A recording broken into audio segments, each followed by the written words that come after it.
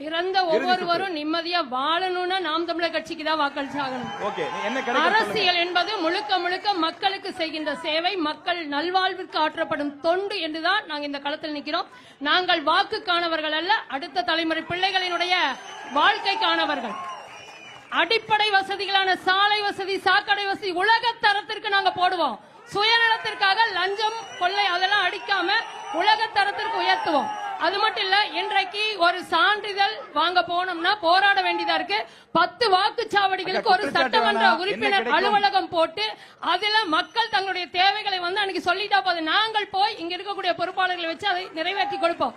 எந்தெந்த தொகுதிகள் அரசு பொறியியல் கல்லூரி, மருத்துவக் கல்லூரி, செவிலியர் கல்லூரி இல்லையோ அதெல்லாம் தொடங்கி ஏழை கிராம மக்களுக்கான அந்த கல்வியினுடைய தரத்தை உயர்த்துவோம். தரமான கல்வி, சிறந்த மருத்துவம், அனைவருக்கும் சமம். குடிநீர் விற்பனைக்கு அல்ல, குடிநீருக்கு வரி இல்லை.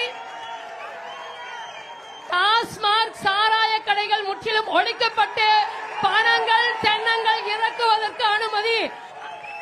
இது நடக்கும். இது மட்டும் இல்ல, நிலமும் வளமும் சார்ந்த தொழிற்சாலைகள் உருவாக்கப்பட்டு வேலை வாய்ப்பு இளைய பிள்ளைகளுக்கு உறுதி செய்யப்படும். வீட்டுக்கு ஒரு அரசு வேலை உறுதி செய்யப்படும்.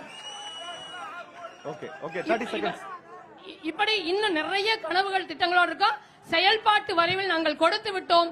ஒன்றே ஒன்று கடைசியாக சொல்றேன், சோறு போடுகின்ற விவசாயிக்கு நன்றி கடனாக நீங்கள் நினைத்தால் கடைசியாக ஒரு முறை உங்களுடைய மதிப்புமிக்க உரிமையை வென்றெடுக்க கூடிய வாக்கினை விவசாயி சின்னத்திற்கு கொடுத்து வெல்ல வையுங்கள். இது ஒட்டுமொத்த தமிழ் தேசிய இனத்தினுடைய வெற்றியாக அமையும், ஈரோட்டு மண்ணினுடைய வெற்றியாக அமையும். வெல்ல போறான் விவசாயி. நன்றி நன்றி நன்றி நன்றி.